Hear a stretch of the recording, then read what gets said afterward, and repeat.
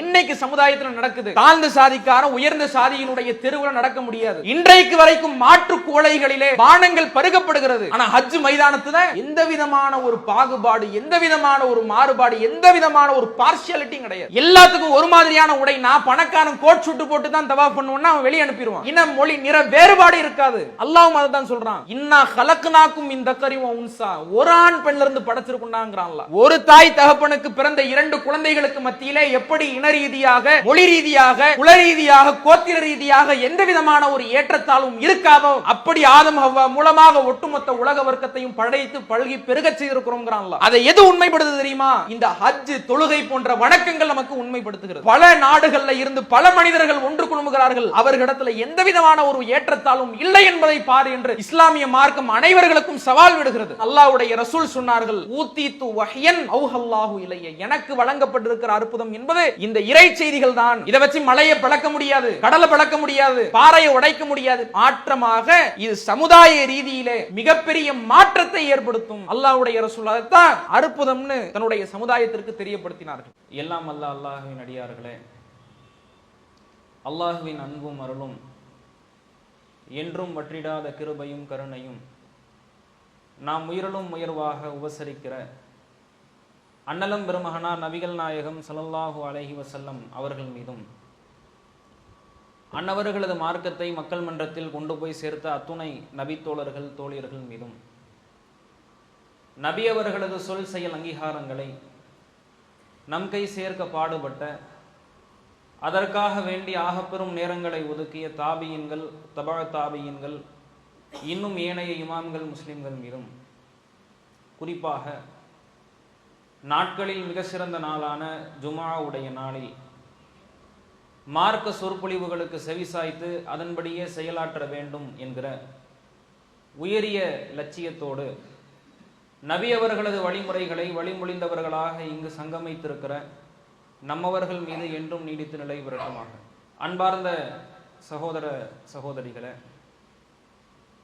அல்லாஹு ரப்புல் ஆலமீன் மனிதர்களை நெறிப்படுத்துவதற்காக, அவர்களை நேர்வழியின் பால் கொண்டு சேர்ப்பதற்காக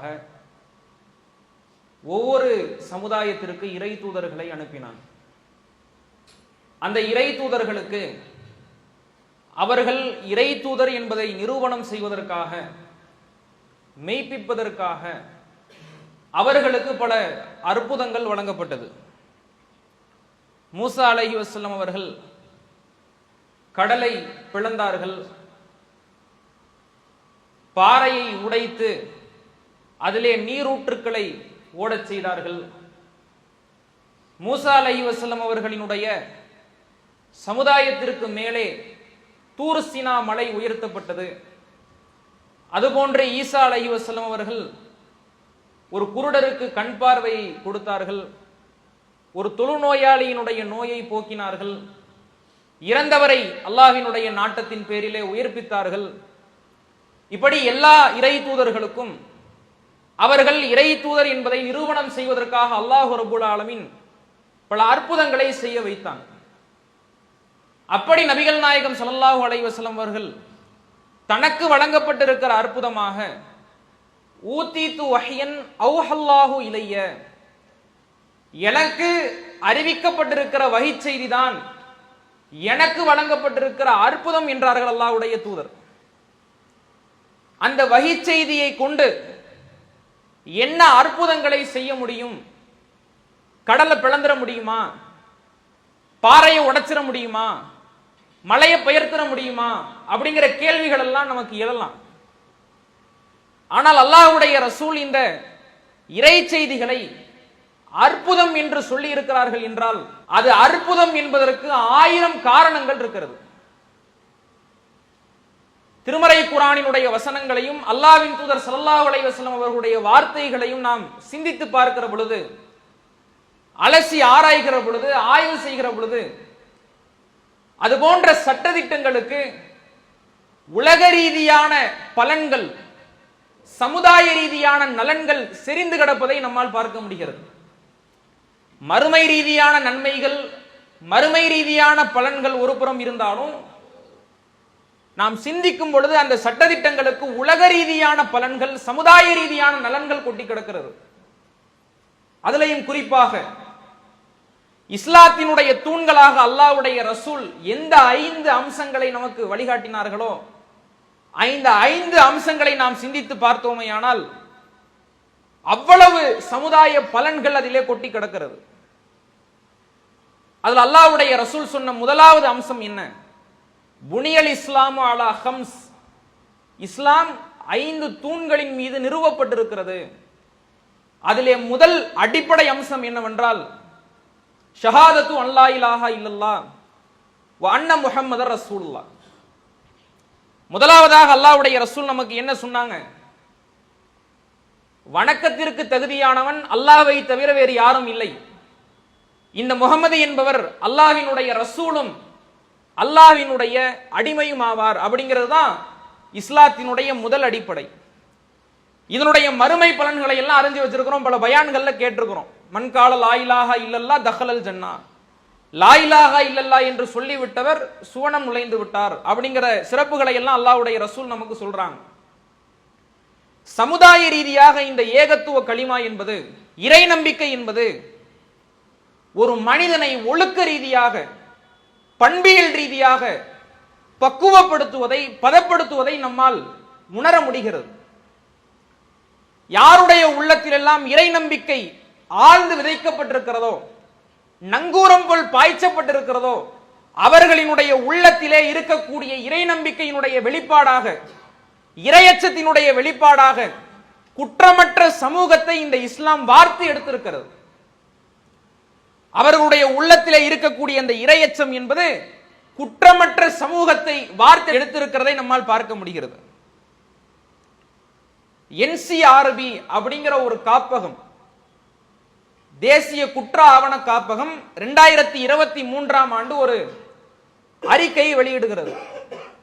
அந்த அறிக்கை நமக்கு சொல்றது என்னன்னா, ஒரு வருஷத்துல எவ்வளவு குற்றப்பதிவுகள் பதியப்படுகிறது அப்படிங்கிறது அந்த அறிக்கை நமக்கு சொல்லுகிறது. அதுல 2023ஆம் ஆண்டு பதியப்பட்டிருக்கிற குற்ற வழக்குகளினுடைய எண்ணிக்கை எவ்வளவு என்றால் 62,42,569 வழக்குகள் அந்த ஒரு வருடத்தில் மட்டும் பதியப்பட்டிருக்கிறது. அதுல பெண்களுக்கு எதிராக நடக்கக்கூடிய அநீதிகள், பாலியல் ரீதியாக, வரதட்சணை ரீதியாக நடக்கக்கூடிய அநீதிகளினுடைய வழக்குகளுடைய எண்ணிக்கை எவ்வளவு என்றால் ஒரு வருஷத்துக்கு சுமார் 2,60,000 வழக்குகள் பெண்களுக்கு எதிராக பதியப்படுகிறது. அதுல அவன் என்ன சொல்றான்னா, ஒவ்வொரு வருடமும் 9% குற்ற வழக்குகளினுடைய எண்ணிக்கை உயர்ந்து கொண்டே செல்கிறது. இவ்வளவு வழக்குகள் பதியப்படுகிறதே, இந்த வழக்குகளில் இஸ்லாமியர்களினுடைய எண்ணிக்கை குறைவாக இருக்கிறது. ஏன்? அவர்களுக்கு இந்த உலக ரீதியான பயம் கிடையாது. ஜெயில இருந்து வெளியே வந்துடலாம், தண்டனைகளில் இருந்து தற்காத்து கொண்டு விடலாம். ஆனால் யாருடைய உள்ளத்திலே ஈமான் இருக்கிறதோ, ஏகத்துவ களிமா ஆழ்ந்து குடியிருக்கிறதோ, அவர்களினுடைய வாழ்க்கையிலே எந்த விதமான சமுதாய ரீதியான குற்றங்களும் இருக்காது என்பதனை இந்த ஈமான் தெரியப்படுத்துகிறது. ஒரு மாதத்திற்கு முன்பாக ஒடிசாவை சேர்ந்த ஒரு மருத்துவ கல்லூரி மாணவி கொல்கத்தாவில் கூட்டு பாலியல் வன்புணர்வு செய்யப்படுறாங்க. அந்த மாநிலத்தினுடைய முதலமைச்சர் மம்தா பானர்ஜி அவர்கள், இரவு நேரத்தில் பெண்கள் வெளியே வராதீங்க, அது உங்களுக்கு பாதுகாப்பு இல்லை என்று ஒரு பெண்ணாக இருந்து கொண்டு அந்த மாநிலத்தினுடைய முதலமைச்சர் அறிக்கை விடுறாங்க. அப்ப இந்தியா சுதந்திரம் பெற்று 8 தசாப்தங்கள் ஆகியும் கூட ஒரு பெண்மணியிற்கு இந்த மண்ணிலே பாதுகாப்பான சூழல் இல்லை என்றால் அப்ப எப்படியான சமூகமாக இந்த சமூகம் வார்த்தெடுக்கப்பட்டிருக்கிறது என்பதை நீங்கள் கவனிக்கணும். அல்லாஹ்வுடைய ரசூல் சொன்னார்களே, சன்ஆவில் இருந்து ஒரு பெண்மணி கிளம்புவாள், காபாவை அவள் வலம் வருவாள், அப்படி வலம் வரும் பொழுது லா தகாஃபு இல்லல்லாஹ், அல்லாஹ்வை தவிர அவள் வேறு யாருக்கும் அஞ்ச மாட்டாள் என்றார்கள் அல்லாஹ்வுடைய ரசூல். ஏன்? எப்படி சொல்ல முடிஞ்சது? அப்படியான உம்மத்தை அல்லாஹ்வுடைய தூதர் வார்த்தை எடுத்தார்கள். அவர்களினுடைய உள்ளத்திலே இந்த இறை நம்பிக்கை ஆழ பதிந்திருந்தது. அதனுடைய விளைவு குற்றமற்ற சமூகத்தை இந்த இஸ்லாமிய மார்க்கம் வார்த்தது. அதனால இஸ்லாமிய மக்களிடத்திலே குற்றங்கள் குறைந்திருப்பதை பார்க்கிறோம். இன்னைக்கு யாரெல்லாம் கடவுளை நம்பலையோ அல்லது நம்பிக்கை கொள்ள வேண்டிய முறைப்படி நம்பிக்கை கொள்ளவில்லையோ, எவர்களுக்கு மறுமை ரீதியான நம்பிக்கை இல்லையோ, அவர்களிடத்தில் குற்றங்கள் செறிந்து கிடப்பதை நம்மால் பார்க்க முடிகிறது. இந்த உலகத்துல ஒருத்தவனை அடிச்சிடலாம், இந்த உலகத்துல ஒருத்தவனை திட்டிரலாம், ஏசிரலாம், கொலை பண்ணிரலாம், திருடிரலாம், அவதூறு பரப்பிடலாம், இந்த உலகத்துல தப்பிச்சிடலாம். மறுமையில அல்லாஹ் நம்மளை பிடிச்சிருவான், அல்லாஹ் கேள்வி கேட்டுருவான் அப்படிங்கிற நம்பிக்கை ஒரு மிக தூய்மையான சமுதாயத்தை வார்த்தது. அதுதான் இந்த ஈமானினுடைய ஏகத்துவ கலிமாவினுடைய சிறப்பம்சம். அதுல கூடுதலாக கவனிக்க வேண்டிய விஷயம் என்ன தெரியுமா? லா இலாஹ இல்லல்லாஹ், வணக்கத்திற்குரியவன் அல்லாஹ்வை தவிர வேறு யாரும் இல்லை என்பது இறை நம்பிக்கை மட்டும் சொல்லவில்லை, ஏகத்துவத்தை போதிக்கிறது. இந்த உலகத்திலே வாழக்கூடிய எந்த மனிதர்களாக இருந்தாலும் சரி, அவர்கள் அல்லாஹ்வை மட்டும் வழிபட வேண்டும், அல்லாஹ்வை மட்டும் வணங்க வேண்டும், முஸ்லிம்ங்கிற ஒரு லேபிளுக்குள்ள எல்லாரும் ஒன்று திரள வேண்டும் அப்படிங்கறத அல்லாஹ் நினைக்கிறான். இன்னைக்கு பல தெய்வ கோட்பாடு உடையவர்களால தான் என்ன ஆகுது? நம்ம ஏதாவது ஒரு தப்பு பண்ணிட்டா இவர் மன்னிக்கலன்னா அவர் மன்னிச்சிருவாரு, இந்த கடவுள் மன்னிக்கலன்னா அந்த கடவுள் மன்னிச்சிருவாரு அப்படிங்கிற நம்பிக்கை இருக்கிறதுனால குற்றங்கள் பெருகுவதை பார்க்கிறோம். எங்களுடைய குலதெய்வம் இது, உங்களுடைய குலதெய்வம் அது, நீங்க எங்க ஆலயத்துக்குள்ள வரக்கூடாது, நாங்க உங்க ஆலயத்துக்குள்ள வரக்கூடாதுன்னு சமுதாயத்துல பிரிவினை ஏன் ஏற்படுகிறது? பல கடவுள் கொள்கை இருப்பதனால். அப்ப நாட்டிலே குற்றங்கள் குறைய வேண்டும் என்றால், சமதர்மம் போதிக்கப்பட வேண்டும் என்றால், லா இலாஹா இல்லல்லாஹ் என்கிற ஏகத்துவ கலிமாவை மட்டும் கொண்டுதான் முடியும். அதை இன்னைக்கு சமுதாயத்திலே கண்கூடாக நாம் பார்த்து கொண்டிருக்கிறோம். இரண்டாவதாக அல்லாஹ்வுடைய ரசூல் சொன்னான், இகாமிஸ் ஸலாத், தொழுகையை நிலைநிறுத்துறது. மறுமை ரீதியான பலன்கள் பல இருக்கிறது. சமுதாய ரீதியா நீங்க சிந்திச்சு பாருங்க. இந்த தொழுகை என்பது மக்களிடத்திலே ஒற்றுமையை விதைப்பதை பார்க்கிறோம். எப்படி ஒற்றுமை விதைக்கிறது? இப்ப பள்ளிவாசல்ல பாங்கு சொல்லப்படுது. இந்த பாங்கினுடைய வாசகங்கள் இருக்குல்ல, எல்லாரும் ஒரே மாதிரி தான் சொல்லுவாங்க. அமெரிக்காக்காரனா இருந்தாலும் சரி, ஆண்டிப்பட்டியில உள்ளவனா இருந்தாலும் சரி, அனைவர்களுக்கும் ஒரு மாதிரியான பாங்கு தான். அமெரிக்காக்காரன் இங்கிலீஷ்ல பாங்கு சொல்றதோ, தமிழ்நாட்டுக்காரன் தமிழ்ல பாங்கு சொல்றதோ கிடையாது. அனைவர்களும் ஒரு மாதிரி பாங்கு சொல்வதை கற்றுக் கொடுக்கப்பட்டிருக்கிறது. ஏன்னா அமெரிக்காவில் இருந்து இங்க வந்து அல்லாஹ் மிகப்பெரியவன் பாங்கு சொன்னா அவனுக்கு புரியணும்ல, அல்லாஹ் அக்பர்னு சொன்னாதான் அவனுக்கு புரியும். அப்ப இந்த பாங்குல இருந்தே அல்லாஹ்வுடைய ரசூல் நமக்கு ஒற்றுமையை கற்பிக்கிறாங்க. அல்லாஹ்வை தொழுகணும், அல்லாஹ்வை மட்டும் தான் வணங்க வேண்டும் என்றால் ரசூலுல்லாஹ் என்ன செஞ்சிருக்கணும்?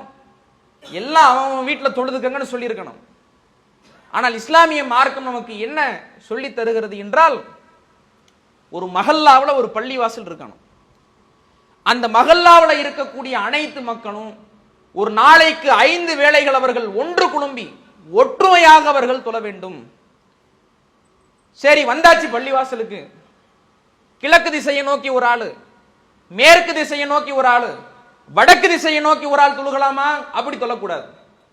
அனைவர்களுக்கும் ஒரு கிப்லா, ஒரு திசை, காபாவை நோக்கித்தான் தொழ வேண்டும். அதுலயும் அல்லாஹ்வுடைய ரசூல் நமக்கு ஒற்றுமையை கற்பிக்கிறாங்க.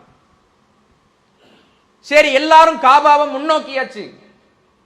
ஒருத்தர் ருக்குவுலையும் இன்னொருத்தர் சஜிதாவுலையும் இன்னொருத்தர் தக்பீர்ல நிலையிலையும் இருக்கக்கூடாது.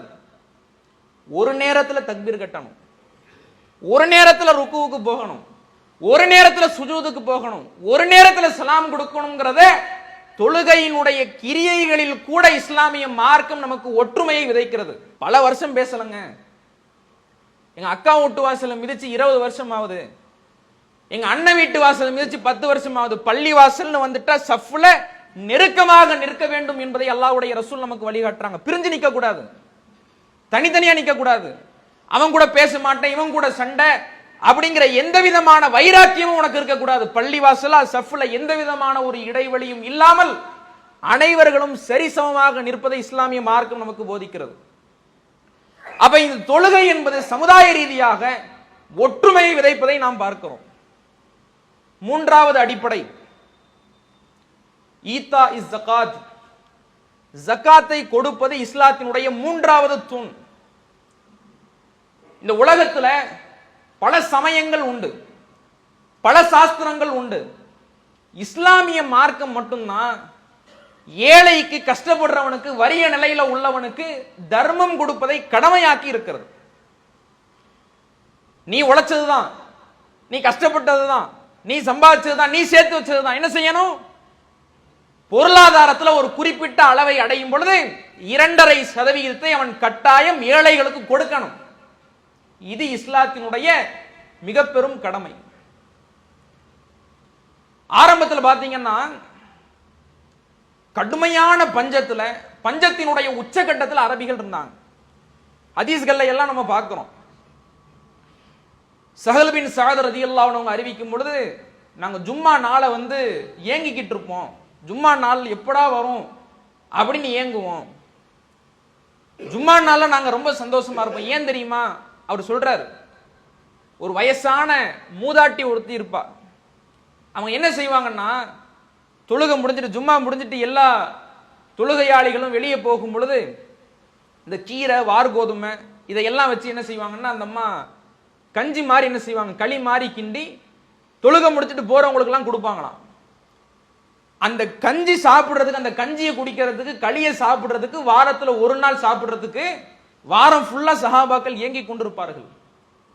இன்னைக்கு வெள்ளிக்கிழமை வீட்டுல கஞ்சி காய்ச்சிட முடியுமா? ரணகலம் ஆயிடும். இன்னைக்கு சாதாரணமா காய்கறியை நம்ம மக்கள் என்ன செய்யறாங்கன்னா, காய்கறியா அதுல கறியை போடு, அதுல ஆட்டுக்கறியை போடு, அதுல மாட்டுக்கறியை போடுங்கிறான். அரபிகளிடத்துல உச்சக்கட்டமான பஞ்சம். ரசூலுல்லாஹ்வுடைய வீட்டுல பாக்குறோம், ஹதீஸ்கள்ல படிக்கிறோம், 2 மாசம் உல கொதிக்கல.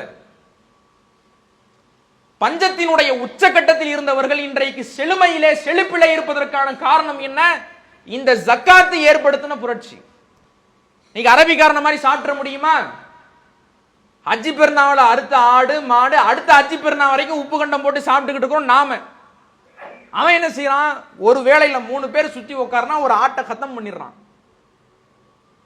எப்படி முடிந்தது? இந்த ஜக்காத் ஏற்படுத்தின புரட்சி. இந்த ஜக்காத்தின் மூலமாக இஸ்லாம் நமக்கு என்ன சொல்ல வருகிறது? நீ கஷ்டப்பட்டதா இருந்தாலும், நீ சம்பாதிச்சதா இருந்தாலும், நீ சேர்த்து வச்சதா இருந்தாலும், பொருளாதாரத்துல எல்லாத்துலயும் சமமா படைச்சிட முடியாது. எல்லாத்துக்கும் 1 கோடி ரூபாய் இருக்கு, உலகம் இயங்கிருமா? எல்லாருக்கும் 1 கோடி ரூபாய் கொடுத்தாச்சு, உலகம் இயங்குமா? முதல்ல இப்போ 1 கோடி ரூபாய் வச்சு நான் என்ன செய்யறேன்? வீடு கட்டணும்னு நினைக்கிறேன். வீடு கட்டணும்னா நானே செங்கலையும் ஜல்லியையும் மண்ணையும் போட்டு வீடு கட்ட தெரியாது, முடியாது. என்ன செய்யணும்? அதுக்கு பல வேலையாட்களை, கூலி ஆட்களை கூப்பிடணும். வருவாங்களா? அவங்கிட்டையும் 1 கோடி ரூபாய் இருக்கும், அவனும் வீடு கட்டணும்னு நினைப்பான். அப்ப செல்வத்தில் சமநிலை என்பது யதார்த்தத்திற்கு அப்பாற்பட்டது. அதனால அல்லாஹ் என்ன செய்யறான்? ஒருத்தவனை ஏழையா, ஒருத்தவனை நடுநிலைவாதியா, இன்னொருத்தவனை பணக்காரன் அல்லாஹ் படைக்கிறான். படைச்சு அந்த செல்வந்தர்கள் 2.5% ஜக்காத்தை, பொருளாதாரத்தை ஏழைகளுக்கு கட்டாயமாக கொடுக்க வேண்டும் என்று அல்லாஹ் சட்டத்தை போடுறான். இன்னைக்கு எல்லா நாடுகளும் இந்த வழிமுறையை அவர்களினுடைய வாழ்க்கையில கடைபிடிச்சிருப்பாங்கன்னா எந்த விதமான வறுமையும் வராது. இன்னைக்கு நம்ம நாட்டுல பாருங்க, யாரெல்லாம் அரசாங்கத்துக்கு ஆதரவா இருக்கிறானோ, கேட்கறதுக்கெல்லாம் தலையாட்டிக்கிட்டு இருக்கிறானோ, அவன் இன்கம் டாக்ஸ் கெட்டுறானா கெட்டலையா, அவனுக்கு எவ்வளவு சொத்து இருக்கு, எதையும் சமர்ப்பிக்க தேவையில்லை. யாரெல்லாம் அரசாங்கத்தை எதிர்த்து கேள்வி கேட்கிறார்களோ, எதிர்கட்சிகளாக இருக்கிறார்களோ, அவங்க வீட்டுல தான் இடி ரைடு போகும், அமலாக்கத்துறை சோதனைக்கு போகும். இந்த நிலைமையில இருந்தா நாடு எப்படி முன்னேறும்?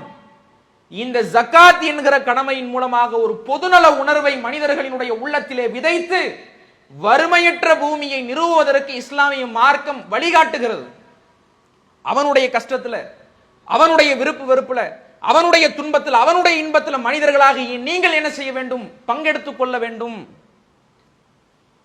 அவர்களினுடைய விருப்பு வெறுப்புகளில் நீங்கள் கலந்து கொள்ள வேண்டும். அவர்களினுடைய இன்ப துன்பங்களில் நீங்கள் கலந்து கொள்ள வேண்டும். பொது நலத்தை விதைக்கிறது. சாலையில இருக்கிற கூட கல்லு முள்ளு கூட அடுத்தவனுக்கு எந்த விதமான இன்னலையும் இடர்பாடையும் கொடுத்து விடக் கூடாது என்கிறது இஸ்லாம். இந்த ஜக்காத் என்கிற கடமையின் மூலமாக அல்லாஹ் ரப்புல் ஆலமீன் வறுமையற்ற பூமியை, பொதுநலமான பூமியை நிறுவ நாடுகிறான். இது சமுதாய ரீதியான பலன். அடுத்து 4வது கடமை என்ன? சௌமு ரமலான். ரமலானுடைய மாதத்துல நோன்பு வைக்கிறது. இந்த ரமலானுடைய மாதத்துல நோன்பு வைக்கிறதுனால மறுமை ரீதியான பலன்கள் பல இருக்கிறது. சமுதாய ரீதியாக, உலக ரீதியாக இந்த ரமலானுடைய நோன்பு நமக்கு எந்த பாடத்தை கற்றுக் கொடுக்கிறது தெரியுமா? ஒரு மனிதன் இந்த உலகத்துல எப்படி சுய கட்டுப்பாடோடு, செல்ஃப் கண்ட்ரோல் அப்படிம்பாங்க, மனக்கட்டுப்பாடோடு இந்த உலகத்தில் அவன் எப்படி வாழணுங்கிறத இந்த ரமலானுடைய நோன்பு நமக்கு கற்றுக் கொடுக்கிறது. செல்ஃப் கண்ட்ரோல்னா என்னங்க? வயசு 40 ஆயிருச்சு, சுகர் டபுள் செஞ்சுரியை போட்டுருச்சு, டீ குடிக்க கூடாது, காஃபி குடிக்க கூடாது, எந்த இனிப்பு பலகாரங்களையும் சாப்பிடக்கூடாதுன்னு டாக்டர் சொல்லிட்டார். அதுக்கு முன்னாடி வரைக்கும் நம்ம வீட்டில் அந்த மாதிரி எந்த உணவுகளும் சமைக்க மாட்டாங்க. என்னைக்கு டாக்டர் சுகர்னு அறிவு பண்ணிட்டாரோ அன்னையில இருந்து பாத்தீங்கன்னா இனிப்பு பலகாரங்களா இருக்கும் வீட்டில். அப்படி பார்க்கும் பொழுது சரி நமக்கு இது ஆரோக்கியமானது இல்லைன்னு அது தகர்க்கிறோம்ல, அதுதான் செல்ஃப் கண்ட்ரோல். இந்த செல்ஃப் கண்ட்ரோலை ரமலானுடைய நோன்பு நமக்கு கற்றுக் கொடுக்கிறது. எப்படி கற்றுக் கொடுக்க தெரியுமா? கடுமையான பசி, கடுமையான தாகம், வீட்டில் யாரும் இல்லை, எடுத்து குடிச்சிடலாம், எடுத்து சாப்பிடலாம், என்ன செய்யறோம்? இல்ல, அல்லாஹ் நம்மளை பார்க்கறாங்கிற ஒரு இரையச்சம் நம்மளை தடுக்குது இல்ல. இந்த செல்ஃப் கண்ட்ரோல் ஏனைய 11 மாதங்கள்லையும் இருக்கணும்ங்கிறத இஸ்லாம் நமக்கு கற்றுக் கொடுக்கிறது. அந்த ஒரு மாசத்துல பாத்தீங்கன்னா அப்படியே எல்லாத்துக்கும் தக்குவா தலைக்கு ஏறி இருக்கும். ஃபேன் சுவிட்சை போடுறதுக்கு பதில் டிவி சுவிட்சை போட்டா கூட வீட்டில் ஒரே ரணகலம் ஆயிடும். ரமலான் மாசத்துல என்னடா டிவி சுவிட்சை போடுற? இல்லங்க, ஃபேன் சுவிட்சை போட வந்து தெரியாம டிவி சுவிட்சை போட்டுட்டேன். 6 மணிக்கு மேல நாடகம் ஓடும், அது வேற விஷயம். அப்ப என்னன்னா இந்த ரமலானுடைய நோன்பின் மூலமாக அல்லாஹ் ரப்புல் ஆலமீன் எதை கற்றுக் கொடுக்கிறான் தெரியுமா? லஅல்லக்கும் தத்தக்கும், நீங்கள் இறையச்சவாதிகளாக இருக்க வேண்டும். அந்த இறையச்சத்திற்கு அடிப்படை என்ன? செல்ஃப் கண்ட்ரோல், சுய கட்டுப்பாடு, மனக்கட்டுப்பாடு. இந்த மனக்கட்டுப்பாடு தான் ஒருவனை இறையச்சவாதியாக செதுக்கும். இந்த ரமலானுடைய நோன்பு மூலமாக அல்லாஹ் ரப்புல் ஆலமீன் கற்றுக் கொடுக்கிறான். அடுத்து என்ன? ஹஜ்ஜில் பைத், காபாவை ஹஜ் செய்வது. இந்த காபாவை ஹஜ் செய்யும் பொழுது வருடத்துல ஒரு முறை நீங்க பாத்தீங்கன்னா லட்சோப லட்ச மக்கள் அந்த ஒரு ஸ்தலத்துல ஒன்று குழும்பி இருப்பாங்க. பல லட்ச மக்கள் ஒன்று குழும்பி இருப்பாங்க. அந்த மக்களுக்கு மத்தியில் நீங்க பாருங்க, எந்த விதமான ஒரு ஏற்றத்தாலும் இருக்காது. சாதி ரீதியாக, இன ரீதியாக, மொழி ரீதியாக, குல ரீதியாக, கோத்திர ரீதியாக எந்த விதமான ஒரு ஏற்றத்தாலும் இருக்காது. அனைவர்களும் ஒன்றாக தவாப் செய்வார்கள், அனைவர்களும் ஒன்றாக தொழுவார்கள், அனைவர்களும் ஒன்றாக அந்த அரஃபா மைதானத்திலே ஒன்று குழும்பி உட்காருவார்கள். அங்க நான் எவ்வளவு பெரிய ஆளு, நீ எவ்வளவு பெரிய ஆளு, நான் எவ்வளவு பெரிய பணக்காரன், நீ எவ்வளவு பெரிய பணக்காரங்கிற எந்த விதமான ஒரு வைராக்கியமும் இருக்காது. அந்த அரஃபாவுடைய மைதானத்தில் உட்கார்ந்துகிட்டு இருக்கும் போது எப்படியான ஒரு சமநிலை பாருங்க. இன்னைக்கு சமுதாயத்தில் நடக்குது. தாழ்ந்த சாதிக்காரன் உயர்ந்த சாதியினுடைய தெருவில் நடக்க முடியாது. அப்படி நடந்தா என்ன செய்யணும்? அந்த செருப்பை அக்கல்ல மடைச்சுக்கிட்டு என்ன செய்யணும்? அந்த தெருவில் நடந்து போகணும். இன்றைக்கு வரைக்கும் மாற்று கோளைகளிலே பானங்கள் பருகப்படுகிறது. ஆனா ஹஜ் மைதானத்துல எந்த விதமான ஒரு பாகுபாடு, எந்த விதமான ஒரு மாறுபாடு, எந்த விதமான ஒரு பார்ஷியாலிட்டி கிடையாது. எல்லாத்துக்கும் ஒரு மாதிரியான உணவு, எல்லாத்துக்கும் ஒரு மாதிரியான உடை. நான் பணக்காரன் கோட் சுட்டு போட்டு தான் தவாப் பண்ணுவேன்னா அவன் வெளியே அனுப்பிடுவான். அங்க நான் எவ்வளவு பெரிய ஆளு தெரியுமா அப்படின்னா அவன் என்ன தெரியுமா சொல்லுவான்? கிங் ஃபஹதே கியூல தான் நிக்கிறாரு, போய் நில்லுடான்றான். அந்த ஹஜ் மைதானத்திலே எந்த விதமான ஒரு பாகுபாடு, இனம், மொழி, நிற வேறுபாடு இருக்காது. அல்லாஹ்வும் அதான் சொல்றான், இன்னா ஹலக்னாக்கும் மின் தக்கரி வ உன்சா, ஒரு ஆண் பெண்ல இருந்து படைச்சிருக்குண்டாங்கறான் அல்லாஹ். ஒரு ஆண் பெண்ணா என்ன? ஒரு தாய் தகப்பனுக்கு பிறந்த 2 குழந்தைகளுக்கு மத்தியிலே எப்படி இன ரீதியாக, மொழி ரீதியாக, குல ரீதியாக, கோத்திர ரீதியாக எந்த விதமான ஒரு ஏற்றத்தாலும் இருக்காதோ அப்படி ஆதம் ஹவ்வா மூலமாக ஒட்டுமொத்த உலக வர்க்கத்தையும் படைத்து பழகி பெருக செய்திருக்கிறோம் அல்லாஹ். அதை எது உண்மைப்படுது தெரியுமா? இந்த ஹஜ், தொழுகை போன்ற வணக்கங்கள் நமக்கு உண்மைப்படுத்துகிறது. இங்க பாரு, பல நாடுகள்ல இருந்து பல மனிதர்கள் ஒன்று குழுமுகிறார்கள். அவர்களிடத்துல எந்த விதமான ஒரு ஏற்றத்தாலும் இல்லை என்பதை பாரு என்று இஸ்லாமிய மார்க்கம் அனைவர்களுக்கும் சவால் விடுகிறது. இப்படி சமுதாய ரீதியான பலன்களை இஸ்லாத்தினுடைய சட்டத்திட்டங்கள், அல்லாஹ்வின் தூதர் ஸல்லல்லாஹு அலைஹி வஸல்லம் அவர்களினுடைய வாக்குகள் அதை வார்க்கிறது என்பதனால தான் அல்லாஹ்வுடைய ரசூல் சொன்னார்கள், ஊதீது வஹ்யன் அவ்ஹல்லாஹு இலைய, எனக்கு வழங்கப்பட்டிருக்கிற அற்புதம் என்பது இந்த இறை செய்திகள் தான். இதை வச்சு மலையை பிளக்க முடியாது, கடலை பிளக்க முடியாது, பாறையை உடைக்க முடியாது. மாற்றமாக இது சமுதாய ரீதியிலே மிகப்பெரிய மாற்றத்தை ஏற்படுத்தும். அல்லாஹ்வுடைய ரசூல் அதைத்தான் அற்புதம்னு தன்னுடைய சமுதாயத்திற்கு தெரியப்படுத்தினார்கள். ஐதான் அல்லாஹ் ரப்பல் ஆலமீன் சொல்கிறான், அஃபலா யததப்பருனல் குர்ஆன், இந்த குர்ஆனை, இந்த வழிச்செய்தியை அவர்கள் சிந்திக்க வேண்டாமா? அம்மா அலா குலூபின் அக்ஃபாலுஹா, அவர்களினுடைய உள்ளங்களிலே பூட்டுக்களால் பூட்டிடப்பட்டிருக்கிறதா என்று அல்லாஹ் கேட்கிறான். வலவ் கான மின் இந்தி கைரில்லாஹ் லவஜது ஃபீஹி இக்திலாஃபன் கஸீரா, நபியே இது அல்லாஹ்வன் கொண்டு வந்திருந்தான்னா இதுல எண்ணற்ற முரண்பாடுகளை, குற்றச்சாட்டுகளை நீங்கள் கண்டிருப்பீர்கள். அப்படி இல்லைங்கிறதுனால தான் கியாமத் நாள் வரையிலையும் உண்மையை போதிக்கக்கூடிய, முரண்பாடுகள் இல்லாத, குற்றச்சாட்டுகள் இல்லாத ஒரு வேதமாக, இறை செய்தியாக நீங்கள் இதை பெற்றுக் கொண்டிருக்கிறீர்கள் என்று அல்லாஹ் ரப்பல் ஆலமீன் சவால் விடுக்கிறான். இப்படி இஸ்லாத்தினுடைய ஒவ்வொரு சட்டதிட்டங்களையும் நாம் அலசினால், ஆராய்ந்தால், ஆய்வு செய்தால், அயராது உழைத்தால் மிக பெரும் மாற்றத்தை நம்முடைய சமுதாயத்திலே விதைக்க முடியும். அப்படியான ஒரு மாற்றத்தை இந்த இஸ்லாமிய மார்க்கம் ஏற்படுத்தி இருக்கிறது. இஸ்லாத்தை நீங்க டீகோட் பண்ணணும். படத்துல டீகோட் பண்றான், இந்த நடிகர் இந்த ஃப்ரேம்ல இதுக்கு முன்னாடி இந்த போஸ்டர், அதுக்கு முன்னாடி அந்த போஸ்டர்ங்கறான். இஸ்லாத்துல டீகோட் பண்ணு. இந்த இஸ்லாத்தை நாம் சிந்தித்து பார்த்தால், இஸ்லாத்தினுடைய சட்டதிட்டங்களை நாம் அயராது உட்கார்ந்து ஆய்வு செய்தால் மிகப்பெரிய ஒரு பலனை, சமுதாய நலனை நாம் பெற்றுக்கொள்ள முடியும். அத்தகைய ஒரு வாய்ப்பினையும் வசதியினையும் அல்லாஹ் ரப்புல் ஆலமீன் இஸ்லாமிய உம்மத்திற்கு வழங்க வேண்டும். வாஹிரு தாவானா அல்ஹம்துலில்லாஹி ரப்பில் ஆலமீன். அஸ்ஸலாமு அலைக்கும் வரஹ்மத்துல்லாஹ். அல்லாஹு அக்பர், அல்லாஹு அக்பர்.